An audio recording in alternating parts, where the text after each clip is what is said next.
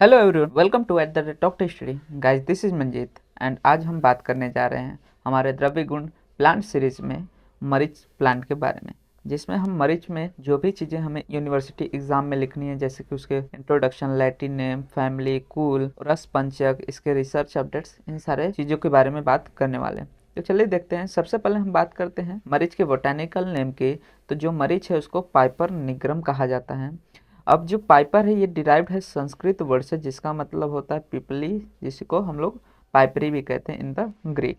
बात करते हैं इसके निग्रम पार्ट की। तो निग्रम का अर्थ होता है ब्लैक इन कलर, इसीलिए इसको पाइपर निग्रम बोला जाता है, क्योंकि ये ब्लैक इन कलर होता है। जो मरीच होता है वो पाइपरेसी फैमिली से बिलोंग करता है एंड पिपली कुल से बिलोंग करता है। सिनोनिम्स की बात करें तो मरीच को वेल्लज बोला जाता है क्योंकि इसकी लताएं होती हैं। कृष्ण बोला जाता है क्योंकि ये ब्लैक कलर का होता है। कुछ इसके रीजनल नेम्स की बात करते हैं तो वर्निकुलर नेम, जो कि इंग्लिश में इसको ब्लैक पेपर कहा जाता है, हिंदी में इसको काली मिर्च कहा जाता है और मराठी में इसको काला मिरी भी कहते हैं। इसके क्लासिफिकेशन की बात करें तो बेसिकली चरक ने इसे दीपनीय वर्ग और शूल प्रशमन वर्ग और कृमिग्न वर्ग आदि में रखा है, साथ ही साथ सिरो विरेचन और पग वर्ग में रखा है। एंड भाव प्रकाश की बात करें तो बेसिकली इन्होंने इसको हरितज्ञ आदि वर्ग में रखा है। तो बेसिकली यहाँ पे दो ही हमें ज्यादातर याद करने हैं क्लासिफिकेशन में, एक तो चरक के अनुसार और दूसरा भाव प्रकाश के अनुसार। आगे हम बात करते हैं मरीच के हैबिटेट की। तो जो मरीच होता है बेसिकली ये इंडिजिनस होता है, जो कि बेसिकली वेस्टर्न कोस्ट में पाया जाता है, लेकिन इसको साउथ इंडिया में हर जगह अब उगाया जाता है क्योंकि इसकी कॉमर्शियल वैल्यू बहुत ज़्यादा है। तो कॉमर्शियली ये बेनिफिशियल रहता है, इसीलिए इसका production all over south India में भी देखने को मिलता है। बात करते हैं इसके मॉर्फोलॉजी की। तो जो मरीच होता है वो क्लाइंबर होता है, जैसे कि हम लोग ने देखा, इसी कारण से इसका नाम वेल्लज भी पड़ा था।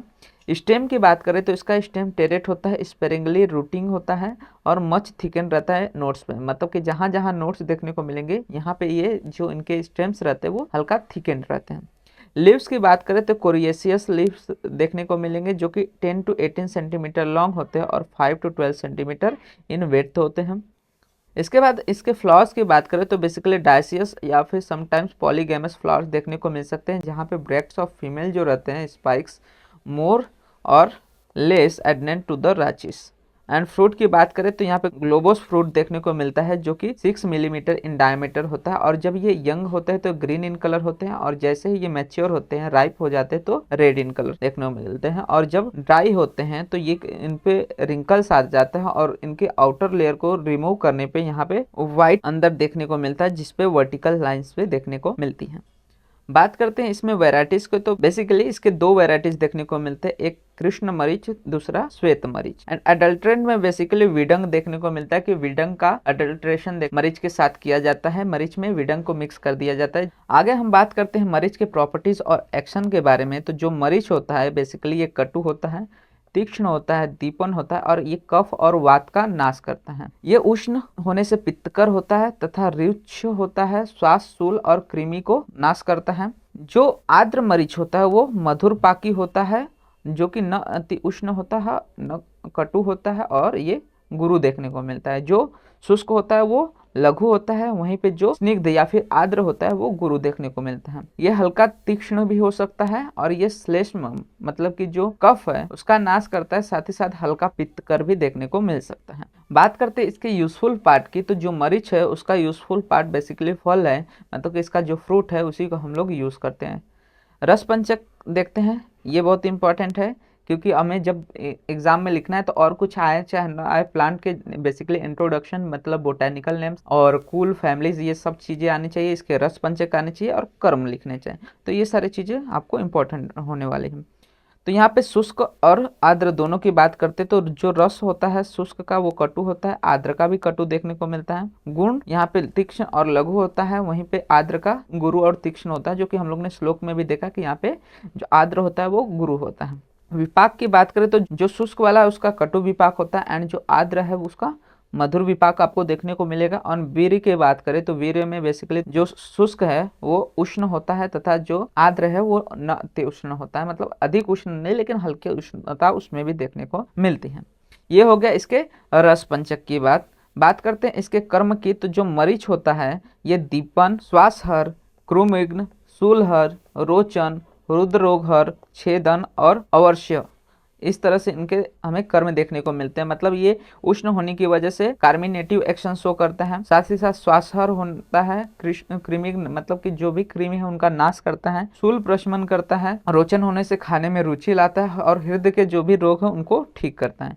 अब जो श्वेत मरीच है, श्वेत मरीच बेसिकली विषग्न देखने को मिलते हैं और साथ ही साथ इनका रसायन और नेत्र के रोग का हरण करने के लिए, नेत्र रोग के प्रशमन के लिए हमें श्वेत मरीच का यूज देखने को मिलता है।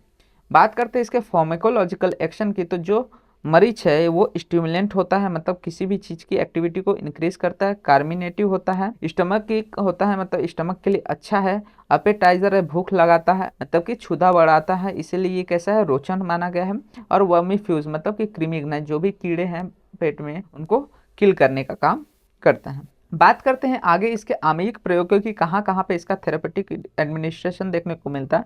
तो सबसे पहले आता है कि प्रवाहिका डिजीज में। प्रवाहिका डिजीज में हम लोग क्या करते हैं, जो पिपली है और मरीच है इनको फाइन पाउडर करते हैं और दोनों को मिक्स करके क्रॉनिक डिसेंट्री में ये क्या करता है, तुरंत रिलीफ देने का काम करता है।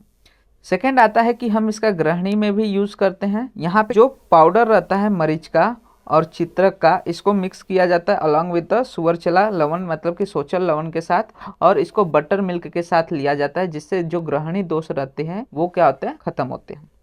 आगे हम थर्ड थेरापेटिक कंडीशन की बात करें तो इसे कास में भी उपयोग में लिया जाता है। यहाँ पे जो मरीच है इसके फाइन पाउडर यूज किया जाता है और इसको मिक्स किया जाता है with the ghee, honey and sugar के साथ, जिसके वजह से किसी भी प्रकार की कास मतलब कि किसी प्रकार के भी कफ हो वो इजिली क्योर हो जाता है।